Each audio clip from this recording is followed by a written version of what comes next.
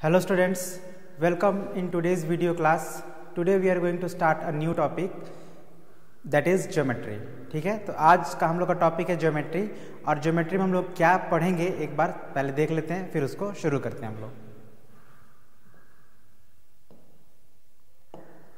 तो आज हम लोग पहले सीखेंगे इस ज्योमेट्री में एंगल्स एंड देयर टाइप्स के बारे में। ठीक है ना, मतलब एंगल्स क्या होता है, उसका नेम हम लोग कैसे मेंशन करेंगे, वो कितने तरह के होते हैं, उसका इंटीरियर एक्सटीरियर क्या होता है, उसको मेज़र कैसे करेंगे, ये सारी बातों को हम लोग एंगल्स में सीखेंगे और साथ ही उसके कितने टाइप्स होते हैं ये भी जानेंगे। ठीक है, उसी तरह से फिर उसके बाद हम लोग ट्रायंगल्स के बारे में जानेंगे और उसके टाइप्स, फिर सर्कल एंड सेमी सर्कल। ठीक है, हम लोग कोशिश करेंगे इन चारों टॉपिक को कंप्लीट करने के लिए, बट इन केस अगर कोई टॉपिक रह जाता है तो उसको हम लोग नेक्स्ट टॉपिक में नेक्स्ट पार्ट में कंप्लीट कर लेंगे। ठीक है, तो शुरू करते हैं हम लोग अपना पहला topic angles and there types के बारे में। सबसे पहले तो एंगल्स होता है क्या है ये जान लीजिए। तो अक्सर आपने देखा होगा हर जगह आपका जैसे बुक ही होता है, जब आप बुक का अगर डायग्राम बनाएंगे तो किस तरह से बनाएंगे, कुछ इस तरह से बनाएंगे बुक। तो आपने जब बुक्स को बनाया तो आपने क्या किया, लाइन सेगमेंट्स का यूज किया। चलिए बुक छोड़ दीजिए, ये एक रेक्टेंगल जैसा लग रहा है, रेक्टेंगल का ही जब आप शेप बना रहे हैं तो आपने क्या यूज किया, एंगल्स, ये लाइन सेगमेंट्स का यूज किया। ठीक है, अब यहाँ पे आप देख रहे हैं कि जो दो लाइन सेगमेंट्स, जैसे एक ये हो गया और एक ये, इन दोनों के बीच में एक इंक्लाइनेशन है। ठीक है, तो इसको ही हम लोग क्या बोलेंगे, एंगल। या आप ट्रायंगल का शेप बनाते हैं इस तरह से। तो ट्रायंगल में आप देख रहे हैं कि यहाँ पे 3 साइड्स है, एक साइड ये हो गया और एक साइड ये हो गया और एक ये साइड हो गया। अगर हम कोई भी 2 साइड लेते हैं, लेट्स से ये वाला साइड ले लिए और एक ये वाला साइड, तो इन दोनों साइड के बीच में एक इंक्लाइनेशन है, मतलब एक तरह से झुकाव है। तो उस इंक्लाइनेशन के मेजर को ही हम लोग एंगल बोलते हैं, मतलब ये क्या है, एक एंगल हो गया। उसी तरह ये एक लाइन और एक ये लाइन के बीच में जो इंक्लाइनेशन है या झुकाव है, उसको भी हम लोग क्या बोलेंगे, एंगल बनेगा। उसी तरह से ये भी एक एंगल बनेगा, है ना। मतलब ट्रायंगल में 3 एंगल्स बने और ये रेक्टेंगल है तो इसमें 4 एंगल्स बने। ठीक है, तो यही सब एंगल्स हैं। आपके डेली लाइफ में भी आप देखते हैं अक्सर आपके पास बहुत सारे ऐसे ऑब्जेक्ट्स होंगे जिनमें एंगल्स बन रहा होता है। जैसे एक सीजर्स को ले लीजिए, सीजर्स का शेप तो उतना अच्छा नहीं बनेगा, बट लेट्स से इस तरह का कोई है सीजर,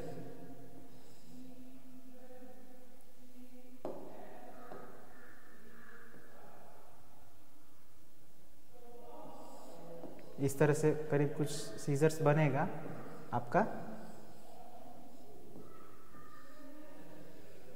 ठीक है, तो ये आप देख रहे हैं कि सीजर का ये पार्ट है और एक ये पार्ट है, इन दोनों के बीच में भी एक एंगल बन रहा है।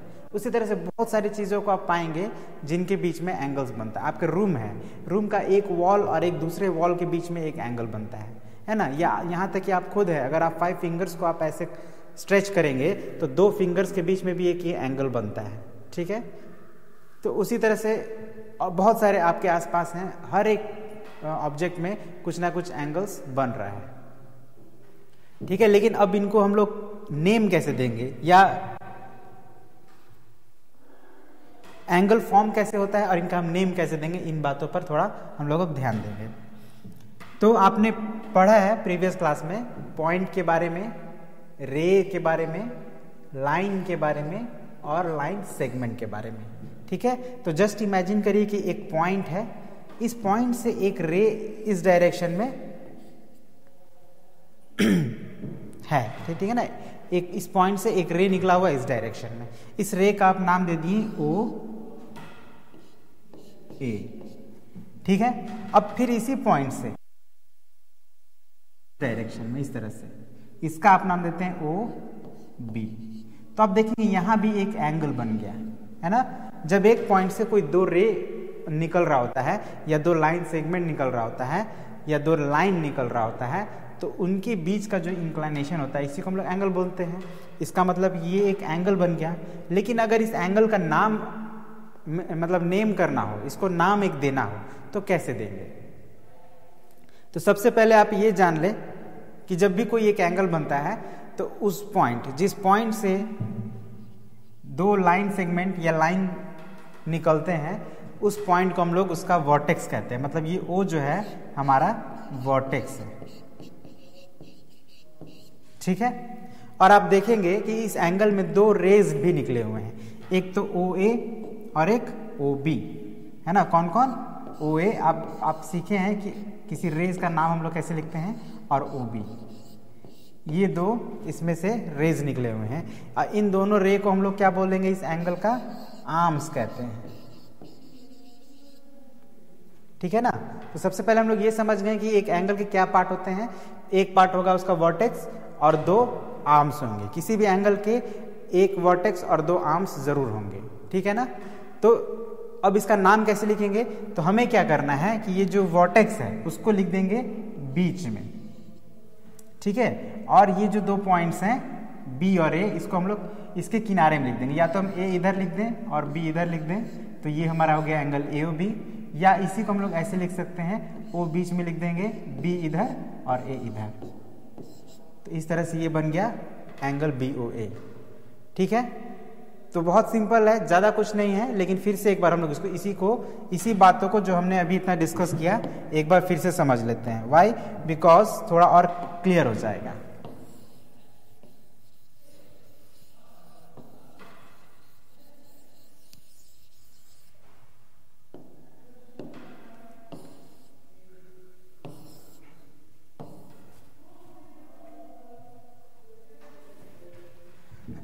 तो हमने कहा कि अगर कोई एक पॉइंट है, इस पॉइंट से दो रेज, है ना, जैसे लेट से एक यहाँ पे एक रे निकला और एक यहाँ पे रे निकला, ठीक है। इस रे का हम नाम देते हैं B और इसका नाम दे देते हैं A, मतलब BA हो गया और ये BC हो गया, ठीक है। तो इसका हम लोग नाम क्या देंगे, तो आप देखिए यहाँ पे वर्टेक्स जो है इस एंगल का, वर्टेक्स क्या होगा, इस एंगल का वर्टेक्स होगा पॉइंट B। याद रखिएगा वर्टेक्स जो होता है किसी भी एंगल का एक पॉइंट होता है, ठीक है। अब आर्म्स क्या होगा, तो इसका आर्म्स होगा एक ये BA और दूसरा BC, तो दो आर्म्स हैं इसके। अब इसके आर्म्स जो हैं वो रे भी हो सकता है और कोई लाइन सेगमेंट भी हो सकता है, ठीक है। तो यहाँ पे रे है तो हमने लिखा रे BA एंड रे BC, ये दो रेज हैं इस एंगल के, है ना। या ये कही कि इस एंगल के ये दो आर्म्स हैं जो BA और BC है। अब इसका हम नेम कैसे देंगे, तो इसका नेम लिखने के लिए हम लोग क्या करेंगे, इस एंगल, देखिए नेम देना बहुत जरूरी है, क्योंकि नेम नहीं देंगे तो हम आइडेंटिफाई कैसे करेंगे। अगर कोई आपका एक क्वेश्चन है उसमें दो चार एंगल्स बन रहे हैं, तो उनका कैसे पता चलेगा आप किस एंगल्स की बात कर रहे हैं, किस एंगल की बात करें। तो उसके लिए उसको आपको एक नेम देना पड़ेगा। नेम आइडेंटिफिकेशन के लिए बहुत ज़रूरी है। तो हम लोग को इस एंगल का नेम देना है, तो नेम कैसे देंगे, अपने मन से भी दे सकते हैं, but always it is not possible कि हम लोग अपने मन से नाम देते रहें। वो भी पॉसिबल दे सकते हैं, बट एक जो कॉमन नेम होता है, जो जनरल नेम होता है, वो हमें समझना है। तो उसके देने के लिए हम लोग क्या करते हैं कि जो वर्टेक्स है उसका बीच में लिखते हैं, जैसे मैंने अभी बताया, और इसके जो ये एंड पॉइंट्स हैं, है ना, ये वर्टेक्स को छोड़ के जो दोनों पॉइंट्स हो रहे हैं उसको हमको पहले लिख देना है। जैसे इधर A लिख दिए और इधर C, और एंगल का साइन दे देना है, this is the sign of angle. इस तरह L जैसा आपको दिख रहा है, जिसमें L थोड़ा तिरछा है, तो इस तरह के सिंबल्स को एंगल पढ़ा जाता है। मतलब हमने इसका क्या नाम दे दिया, एंगल ABC। क्यों? क्योंकि it is an angle.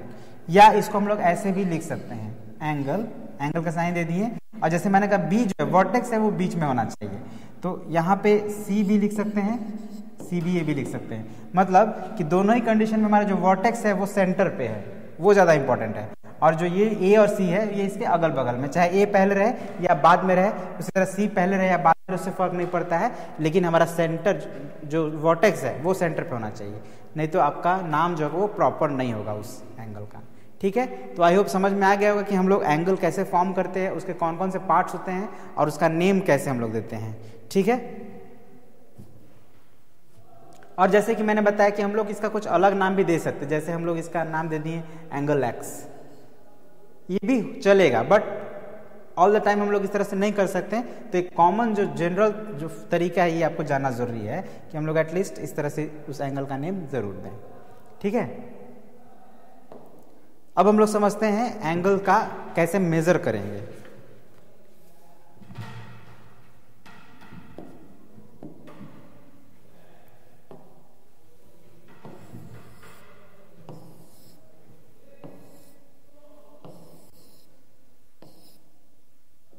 Major करने का क्या तरीका है? तो मेजर करने के लिए सबसे पहले हम लोग एक एंगल बनाते हैं, ठीक है। एक पॉइंट ले लिए और वहां से एक लाइन ड्रॉ किए इस तरह से, फिर उसी एक पॉइंट से एक दूसरा लाइन और ड्रॉ किए।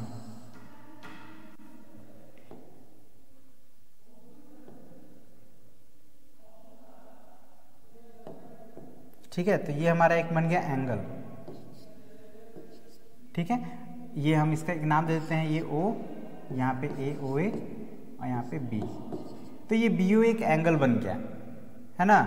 अब हमको इसको मेजर करना है, कैसे मेजर करें? तो उसके लिए हमको जब भी एंगल को मेजर करना होता है तो उसके लिए हमें जरूरत पड़ती है प्रोट्रैक्टर की। किसकी? प्रोट्रैक्टर की। और प्रोट्रैक्टर कैसा होता है तो आप देख सकते हैं, अभी आपको मैं शो कर रहा हूँ, आपके इंस्ट्रूमेंट बॉक्स में होता है ये इस तरह का है कोई इंस्ट्रूमेंट, इसको हम लोग बोलते हैं प्रोट्रैक्टर। अब आपको क्या करना है कि जैसे मैंने बताया ये प्रोट्रैक्टर है, आपने इसको ले लिया। अब ये आप देखेंगे प्रोट्रैक्टर का भी ये एक सेंटर पॉइंट है, देख रहे हैं ना, ये प्रोट्रैक्टर का भी एक सेंटर पॉइंट है। तो हमको इसके वर्टेक्स को और इसके वर्टेक्स को मिला देना है। ठीक है, क्या करना है, इसका जो वर्टेक्स है और इसका जो वर्टेक्स है इसको मैच करना है। तो मैच करिए।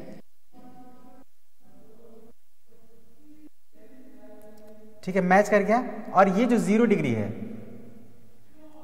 अब आपको देखना है इसमें 0 ये है, तो ये जो इसका एक आर्म है, इस आर्म से एकदम इस पर कोइंसाइड करना चाहिए, मतलब बिल्कुल भी इधर उधर नहीं। अगर आप ऐसा कर देते हैं, सपोज मैंने ऐसे कर दिया, तो देखिए गलत हो जाए, क्योंकि इसका जो आर्म्स है यहाँ है और इसका जो 0 डिग्री का एंगल है यहाँ है, तो मैच नहीं कर रहा है, it means it is wrong. तो हम लोग क्या करना है, इसको एकदम मैच करना है इस पे। देखिए अभी एकदम क्या कर रहा है, ये जो 0 डिग्री एंगल है इस पे एकदम मैच कर गया। ठीक है, अब हमको क्या करना है कि ये जो हमारा जो सेकंड आर्म्स है इस एंगल का, इस आर्म को देखना है कि ये है कहाँ। तो आप पाएंगे कि ये यहाँ पर है। ठीक है, ये यहाँ पे मैच कर गया। और आप देखिए इसको रीड कर लीजिए, ये कितना है, एकदम इसमें मैच कर गया। तो यहाँ पे 31 डिग्री बता रहा है। और नहीं भी तो आप देखेंगे कि यहाँ पे ये जो 30 है, 30 से जस्ट एक एक्स्ट्रा है, तो 31 हो गया, मतलब ये है 31 डिग्री का एंगल। ठीक है, इसी तरह से हम लोग किसी भी एंगल को रीड कर सकते हैं। एक और एंगल लेते हैं,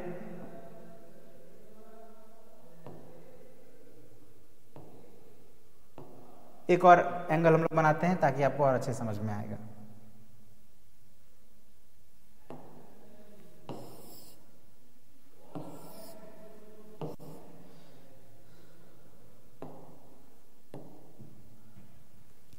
या एक शेप बनाते हैं, उसका हम लोग एंगल मेजर करते हैं।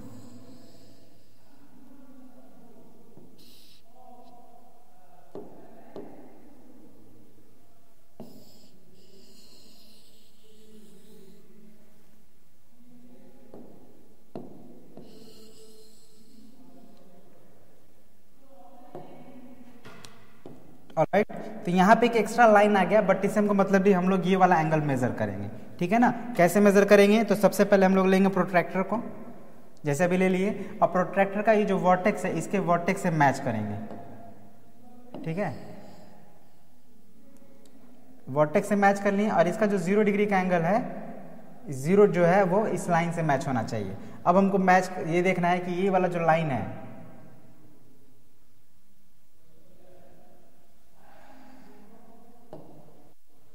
ये जो लाइन है हमारा, इसको देखना है कि ये कहाँ पे आ रहा है। तो ये आ गया आपका 48 डिग्री पर। इट मीन्स इस एंगल का जो वैल्यू है कितना है, 48 डिग्री है। ठीक है, तो इस तरह से हम लोग किसी भी एंगल को मेजर कर सकते हैं। Okay,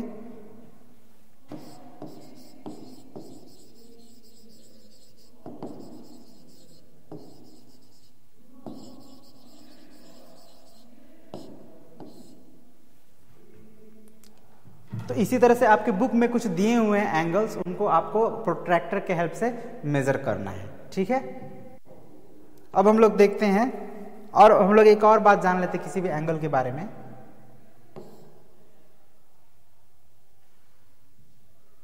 okay, no problem.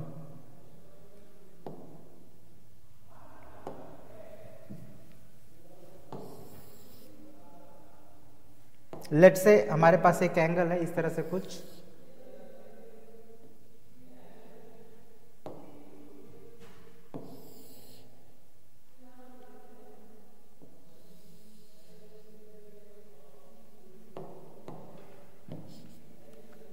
तो ये रहा हमारा एक एंगल। अब इस एंगल में आप देख रहे होंगे ये हमारा एक आर्म्स है, एक ये आर्म है और एक ये आर्म है, 2 आर्म है। तो इन दोनों आर्म के बीच का जो एरिया है, जैसे ये सभी रीजन जो आप देख रहे हैं इन दोनों आर्म्स के बीच का, इस रीजन को हम लोग बोलते हैं इंटीरियर पार्ट ऑफ एंगल। क्या बोलते हैं इसको? ये सभी हो गया इंटीरियर पार्ट ऑफ रीजन, इसको बोलेंगे interior part of angle.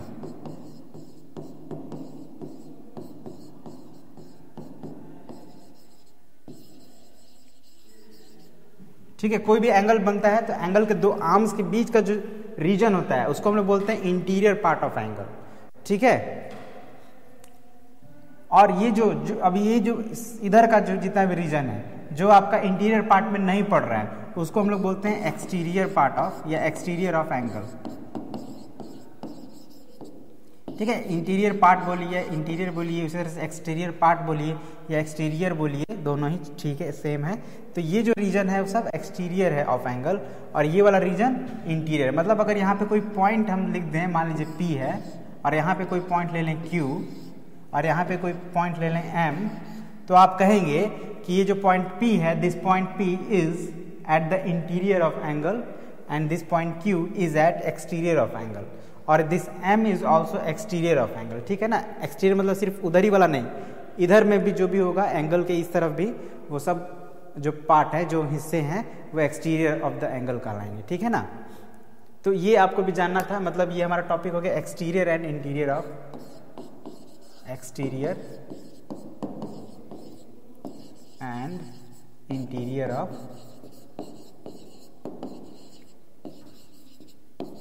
Angle. ठीक है, तो ये बात आपको ध्यान रखना है कि किसी एंगल का एक्सटीरियर क्या होगा और उसका इंटीरियर क्या होगा। तो हम लोगों ने सीखा कि कैसे हम लोग एंगल को मेजर करते हैं, किसी एंगल का एक्सटीरियर पार्ट क्या होगा, उसका इंटीरियर पार्ट क्या होगा और किसी एंगल का नाम हम लोग कैसे देते हैं। ये सारे बातों को हम लोग अभी सीखें और साथ ही साथ ये भी जाने कि एंगल होता क्या है, एंगल के जो पार्ट्स हैं लाइक वर्टेक्स जो कहेंगे, उस एंगल का आर्म्स क्या होगा, ये सारे बातों को आप अभी जानें। तो अब हम लोग जानेंगे कि एंगल के टाइप्स कितने हैं, मतलब कोई एंगल को, पर्टिकुलर एंगल को हम लोग किस टाइप का एंगल कहेंगे। तो आप ध्यान रखिए कि फिलहाल वैसे तो जो भी एंगल के टाइप्स हैं उनमें मेनली 6 टाइप्स के होते हैं, उस पर अभी हम लोग चर्चा करेंगे। और वो 6 टाइप कौन से हैं थोड़ा उस पर ध्यान देते हैं।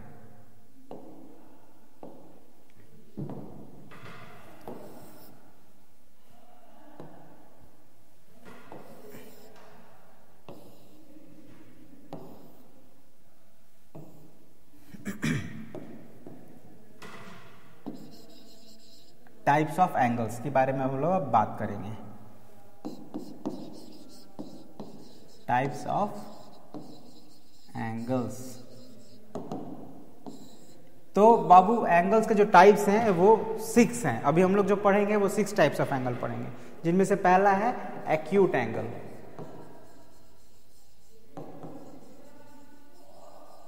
सेकंड है right angle,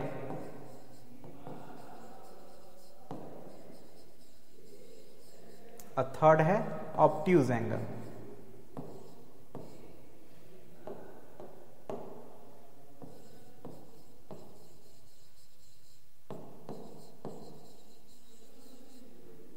and fourth straight angle.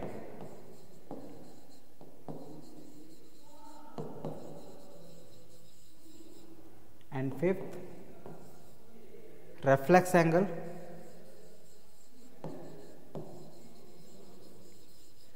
And sixth complete angle.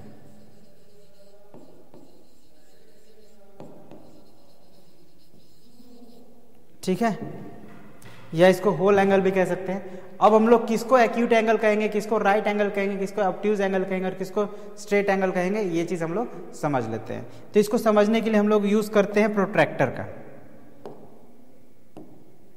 तो आप देख रहे हैं कि प्रोट्रैक्टर पे ये जो आप देख रहे होंगे,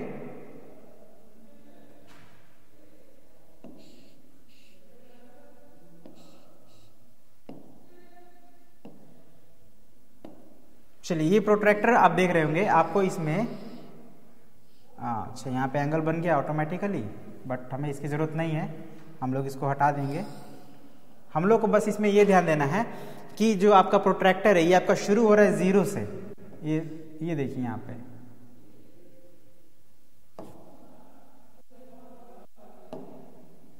ठीक है। ये जो आपका प्रोट्रैक्टर है वो शुरू कहाँ से हो रहा है, तो 0 डिग्री से, और एंड कहाँ पे हो रहा है, 180 डिग्री।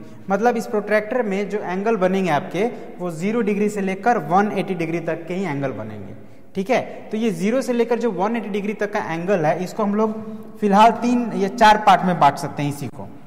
इसको ध्यान से समझिएगा, ये समझ गए तो आप इस सभी जो टाइप्स ऑफ एंगल्स है वो समझ जाइएगा, इसी को समझना है बस।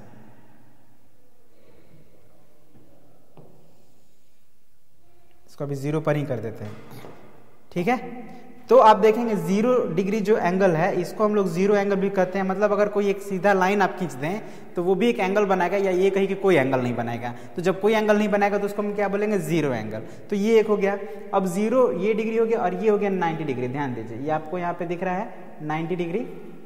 तो ये हो गया 0 डिग्री और ये हो गया 90 डिग्री। तो 0 और 90 डिग्री के बीच में जितने भी एंगल्स बन रहे हैं उसी को हम लोग बोलते हैं एक्यूट एंगल।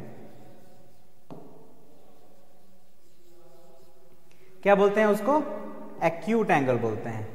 मतलब समझ लीजिए कि अगर 10 डिग्री का एंगल बना तो उसको हम लोग कहेंगे एक्यूट एंगल, अगर 15 डिग्री का एंगल बना तो उसको भी कहेंगे एक्यूट एंगल, अगर 21 डिग्री का एंगल बना तो उसको भी कहेंगे एक्यूट एंगल, 46 डिग्री का एंगल बना तो उसको कहेंगे एक्यूट एंगल। यहाँ तक कि अगर 89 डिग्री का भी एंगल बनता है तो उसको हम लोग कहेंगे एक्यूट एंगल।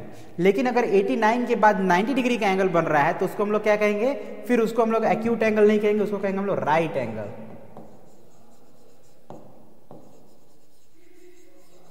ठीक है, उसको फिर हम लोग क्या कहेंगे, राइट एंगल। मतलब 0 से राइट 90 डिग्री के बीच में अगर कोई एंगल बना तो उसको एक्यूट एंगल, और जैसे ही वो 90 डिग्री का हो जाता है उसको हम लोग फिर नाम देंगे राइट एंगल। मतलब राइट एंगल का जो है आपका it is equal to 90 degree. Right angle is equal to 90 degree. और एक्यूट एंगल क्या होगा, तो आपका लेस देन 90 डिग्री। अब लेस देन 90 डिग्री मैं बोल रहा हूं, इससे मतलब आप ये समझिए कि 0 से बड़ा होना चाहिए, ठीक है ना। हाँ, तो एक्यूट एंगल जो होगा वो लेस देन 90 डिग्री होगा, राइट एंगल जो होगा वो इक्वल्स टू 90 डिग्री होगा। अब ऑब्ट्यूज एंगल क्या होगा, तो राइट एंगल से जैसे ही बड़ा होता है कोई एंगल, मान लीजिए 91 डिग्री हो गया, तो 91 डिग्री क्या है, greater than 90 degree. It means 91 degree is an obtuse angle. मतलब 91 भी हो गया तो फिर अब उसको हम लोग राइट एंगल नहीं बोलेंगे, अब वो 90 से बड़ा हो गया तो उसको हम लोग बोलेंगे ऑब्ट्यूज एंगल। मतलब 90 के बाद, और ये जो 180 डिग्री का एंगल आप यहाँ पे देख रहे हैं, 180 डिग्री से पहले जो भी आपका एंगल बनेगा उसको हम लोग कहेंगे ऑब्ट्यूज एंगल।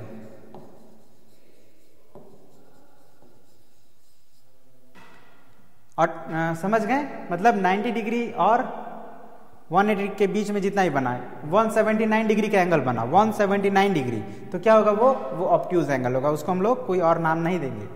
मतलब आप समझ रहे हैं ना कि ऑब्ट्यूज एंगल क्या है, एक ऐसे एंगल्स है जिनका वैल्यू 91 से लेकर 179 के बीच में कुछ भी हो सकता है, ठीक है ना। यानी 91 से लेकर 179 के बीच में अगर कोई भी एंगल है तो उसको हम लोग ऑब्ट्यूज एंगल कहेंगे।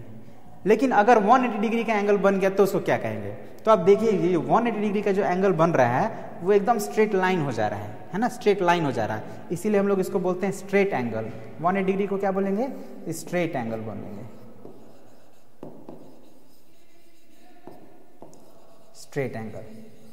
तो आप इस प्रोट्रैक्टर के मदद से 4 तरह के एंगल को समझ गए, है ना। एक एक्यूट एंगल जो लेस देन 90 होगा, राइट एंगल जो इक्वल्स टू 90 होगा, और ऑब्ट्यूज एंगल जो ग्रेटर देन 90 होगा बट लेस देन 180 डिग्री, ठीक है ना। 90 से बड़ा होगा लेकिन छोटा होगा 180 से। ऑलराइट, अब फिर आपका आता है स्ट्रेट एंगल। तो स्ट्रेट एंगल क्या होगा आपका, इक्वल्स टू 180 डिग्री। अब देखिए मैं डिफिनीशन नहीं लिख रहा हूं क्योंकि डिफिनीशन आपके बुक में है ऑलरेडी, और डिफिनीशन की जरूरत भी नहीं है, आपको ये पता होना चाहिए। डिफिनीशन तो आप खुद बना सकते हैं। अब देखिए लेस देन 90 डिग्री मैंने लिखा है, तो आप कह सकते हैं all those angles whose value is less than 90 degree are called acute angle. हो गया, लिखने की जरूरत है। Right angle is an angle whose measure is 90 degree, है ना, जिसका मेजर 90 डिग्री है वो राइट एंगल है। हो गया, अब इसको लिखने की जरूरत है। Obtuse angle, an angle whose measure is 90 is greater than 90 degree but less than 180 degree, that is called obtuse angle. हो गया। Straight angle, an angle whose measure is 180 degree is called straight angle. तो आप इससे ही समझ जाइएगा और definition खुद भी लिख सकते हैं। अब बचा रिफ्लेक्स एंगल। तो रिफ्लेक्स एंगल क्या होगा? तो समझ लीजिए कि 180 से भी बड़ा अगर कोई एंगल होता है, जस्ट इमेजिन 180 से भी कोई बड़ा एंगल है, तो उसको हम लोग क्या कहेंगे, यानी 180 से बड़ा और 360 डिग्री से छोटा अगर कोई एंगल बनता है तो उसको हम लोग अगर कुछ कहेंगे तो वो कहेंगे रिफ्लेक्स एंगल।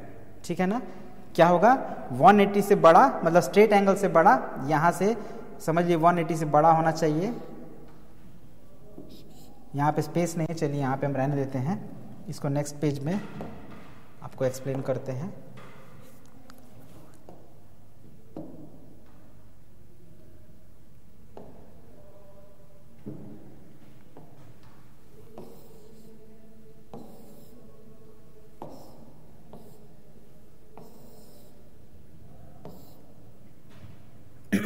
देखिए अब ये आपका एंगल जो है वो यहां से घूमते घूमते घूमते घूमते कितना बन जाएगा? 180 बन गया।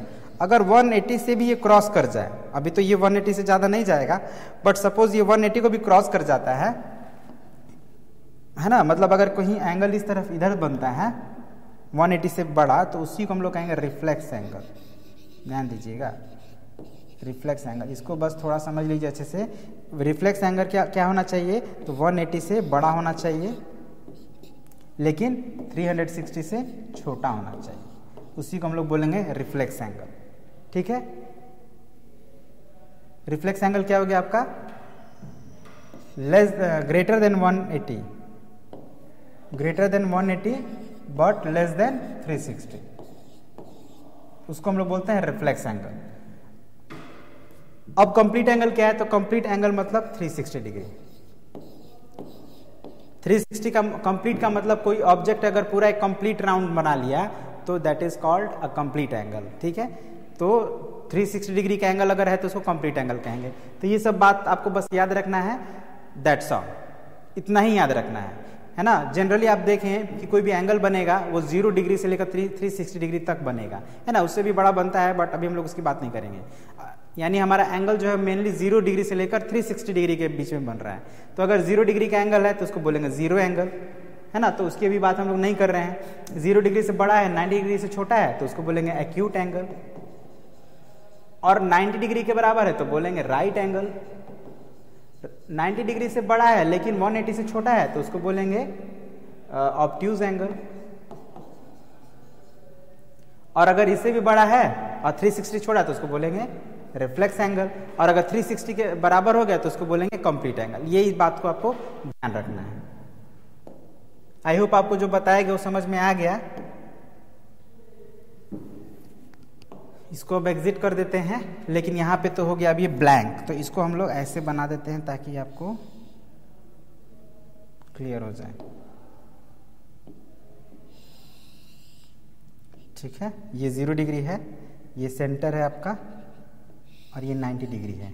तो जो भी एंगल इधर बन रहे हैं ये सभी एक्यूट एंगल कहलाएंगे, और जो एंगल इधर बन रहे हैं वो कहलाएंगे ऑब्ट्यूज एंगल, और जो बीच में है वो कहलाएगा राइट एंगल, और जो नीचे है वो कहलाएगा स्ट्रेट एंगल। मतलब ये वाला एंगल स्ट्रेट एंगल कहलाएगा, और इनके बीच में अगर कोई एंगल है तो वो कहलाएगा रिफ्लेक्स एंगल।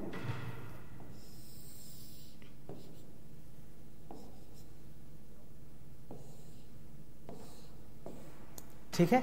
तो इतना बात अगर आप ध्यान रखेंगे तो आपको ये ध्यान हो जाएगा, और थोड़ा याद भी कर लीजिएगा और अच्छा रहेगा। ओके? तो अब हम लोग का नेक्स्ट टॉपिक क्या है देखते हैं और उसको समझते हैं।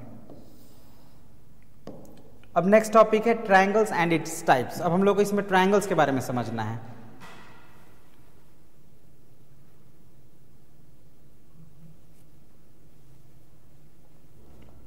तो ट्रायंगल्स क्या होता है पहले ये समझ लेते हैं।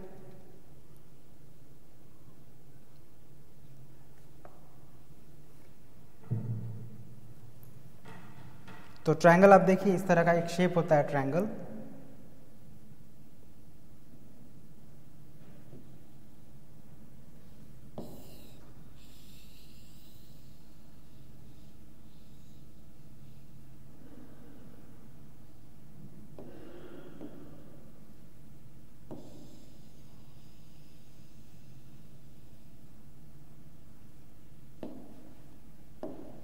ठीक है, ये एक शेप है ट्रायंगल इस तरह का, और ट्रायंगल का क्या प्रॉपर्टी होगा, तो इसके 3 साइड्स होंगे, जैसे एक साइड ये हो गया और एक साइड ये हो गया और एक साइड ये हो गया। अब आपको लग रहा है कि थोड़ा इंक्लाइंड हो गया है, तिरछा हो गया, बट उससे कोई मतलब नहीं है। If it has 3 sides then it is called a triangle. ठीक है, तो this is what, this is a triangle. अच्छा, ट्रायंगल क्यों कहते हैं, अभी आपने पढ़ा एंगल के बारे में, तो आप देखिए यहाँ पे 3 एंगल्स हैं, 1, 2 and 3, thus it is called a triangle. मतलब आप ये समझ जाइए, एक ऐसा शेप जिसके 3 एंगल्स हों, लेकिन वो शेप क्लोज होना चाहिए, मतलब चारों तरफ से बंद होना चाहिए, उसको हम लोग ट्रायंगल कहते हैं, है ना। लेकिन अगर आपको इससे कोई डिफिनेशन पूछे कि व्हाट इज ट्रायंगल, तो आप क्या बताएंगे, ए triangle is a closed figure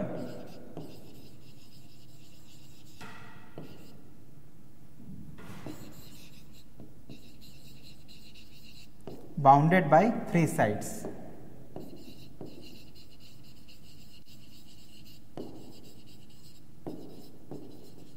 है ना, एक ऐसा क्लोज्ड फिगर जो 3 साइड से मिलकर बना हो, उसको हम लोग ट्रायंगल कहते हैं। ठीक है ना, साइड्स के बदले आप ये भी लिख सकते हैं लाइन सेगमेंट्स।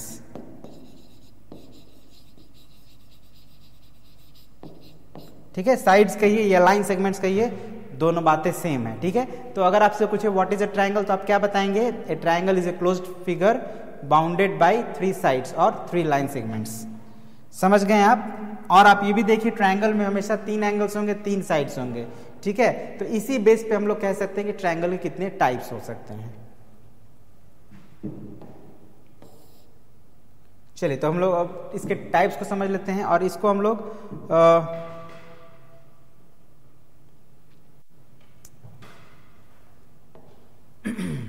ट्रायंगल,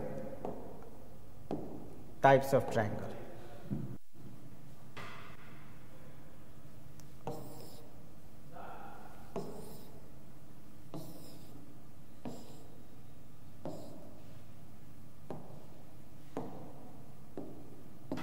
चलिए, पहले क्विकली एक ट्रायंगल बनाते हैं। I think this is the best way to make a triangle. ठीक है, अब हम लोग को इसके टाइप्स को समझना है, टाइप्स ऑफ ट्रायंगल्स। तो सबसे पहले हम लोग को ये समझना होगा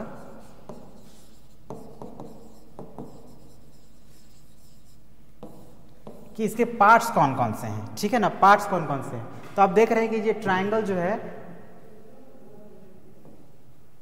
3 लाइन सेगमेंट से मिलकर बना है, और हर एक 2 लाइन सेगमेंट्स किसी न किसी एक पॉइंट पे मिल रहे हैं। जैसे ये लाइन और ये लाइन इस पॉइंट पे मिल रहा है, उसी तरह से ये लाइन और ये लाइन इस पॉइंट पे मिल रहा है, और ये लाइन इस पॉइंट पे मिल रहा है। मतलब 3 पॉइंट्स पे ये मिल रहे हैं। तो ये जो 3 पॉइंट्स है, इसको हम लोग बोलते हैं वर्टेक्स। ठीक है ना, इसका हम लोग एक नाम दे देते हैं, लाइक ए बी सी। तो ये एक ट्रायंगल का नाम क्या हो गया, ट्रायंगल एबीसी। अगर इस ट्रायंगल का नेम देना हो तो हम लोग क्या कहेंगे, ट्रायंगल एबीसी। अब इसके 3 पार्ट्स है, कौन कौन, तो पहले तो ये पॉइंट्स, 3 पॉइंट्स, इसको हम लोग बोलते हैं वर्टेक्स। ठीक है ना, वर्टेक्स एंगल में भी था, यहाँ भी वर्टेक्स है। और ये कौन कौन से हैं, ए बी सी, ये 3 वर्टेक्स है। कौन कौन, एक वर्टेक्स ए है, दूसरा वर्टेक्स बी है, और तीसरा वर्टेक्स सी है। अब दूसरे में क्या है, तो ये लाइन सेगमेंट्स आप देख रहे हैं ना, एक बी सी, ये एक लाइन सेगमेंट है, ए सी ये एक लाइन सेगमेंट है, और ए बी एक लाइन सेगमेंट है। इसको हम लोग बोलते हैं साइड्स। ठीक है, कौन कौन है, ए बी है, बी सी है, और ए सी है। ठीक है ना, फिर से समझिए, साइड्स कौन कौन से हैं, तो ये जो लाइन सेगमेंट्स है, like B C, A C, A B, ये 3 लाइन सेगमेंट्स हो गए, उसको हम लोग क्या बोलते हैं, ट्रायंगल्स के टर्म्स में साइड्स बोलते हैं। और थर्ड क्या है, तो एंगल्स है इसमें। तो एंगल्स कितने हैं, तो देखिए ये एक एंगल ए हो गया, इसको हम लोग अगर शॉर्टकट में नेम दें तो वर्टेक्स एंगल ए भी कह सकते हैं इसको, एंगल बी और एंगल सी, मतलब 3 एंगल्स हैं। मैंने अभी आप लोग को बताया था कि जब भी हम लोग किसी एंगल का नेम देते हैं तो क्या करते हैं, वर्टेक्स को बीच में रखते हैं और किनारे वाले पॉइंट्स को किनारे किनारे लिख देते हैं। बट अगर हम लोग शॉर्ट में लिखें तो सिर्फ हम लोग उस वर्टेक्स का नाम भी से एंगल को डिनोट कर सकते हैं। यानी एंगल ए कहेंगे तो ये हो गया एंगल, एंगल बी कहेंगे तो ये एंगल होगा, और एंगल सी कहेंगे तो ये हो गया। तो अब आप समझ गए कि ट्रायंगल एबीसी के डिफरेंट, मतलब किसी भी ट्रायंगल एबीसी में 3 पार्ट्स होते हैं। क्या होते हैं? वर्टेक्स होते हैं, साइड्स होते हैं और एंगल्स होते हैं। वर्टेक्स 3 होते हैं, जैसे यहाँ पे एबीसी है, साइड्स 3 होते हैं जैसे यहाँ पे एबी बीसी और एसी है, और एंगल्स भी 3 होते हैं जैसे यहाँ पे एंगल ए, एंगल बी और एंगल सी है। अब इसी बेस पे हम लोग ये कह सकते हैं कि टाइप्स कितने होते हैं एंगल ट्रायंगल के। तो पहला, अब यहाँ वर्टेक्स आप 3 देख रहे हैं ना, तो वर्टेक्स का यहाँ कोई बेस नहीं है, वर्टेक्स की बात नहीं करेंगे, है ना। लेकिन साइड्स और एंगल के बेस पे हम लोग 3 तरह के ट्रायंगल्स जानते हैं, है ना। तो साइड्स के बेस पे क्या होगा?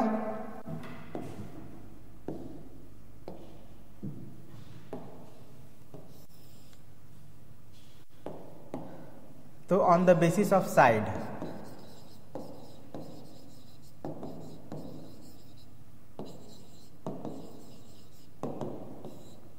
there are 3 kinds of triangle.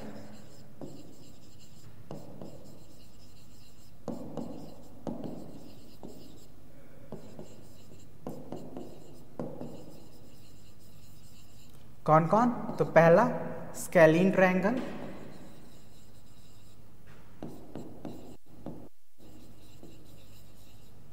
Second isosceles triangle,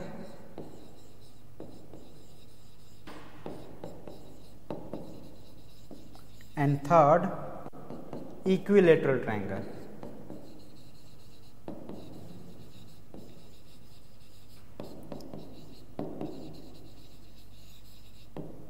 ठीक है, तो आप जाने कि triangles on the basis of its sides, मतलब साइड्स के बेस पे 3 तरह के होते हैं। कौन कौन? Scalene triangle, isosceles triangle and equilateral triangle. लेकिन अब ये स्केलीन ट्रायंगल किसको कहेंगे, आइसोसेलेस ट्रायंगल किसको कहेंगे, और इक्विलैटरल ट्रायंगल किसको कहेंगे, इसको हम लोग इसका नेक्स्ट पार्ट में समझेंगे। क्यों?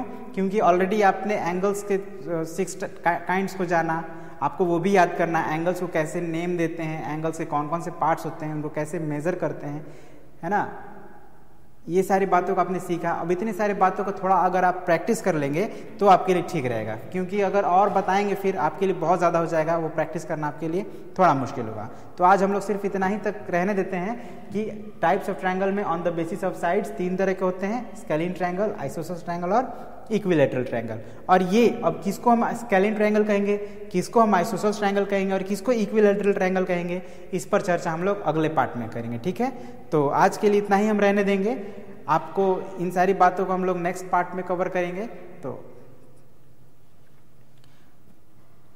ओके, सो तो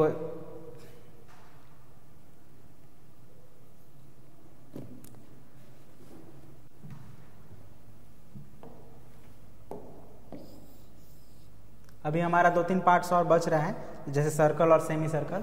बट अगेन प्रॉब्लम वही है कि I think it's quite enough. अगर इससे ज़्यादा चर्चा करेंगे तो आई थिंक मुझे ऐसा लग रहा है कि वो आपको थोड़ा ज़्यादा हो जाएगा। तो इसी के लिए हम अब वीडियो को यहीं पे एंड कर रहे हैं। वीडियो को अंत तक पूरा देखने के लिए thank you very much. Have a nice day.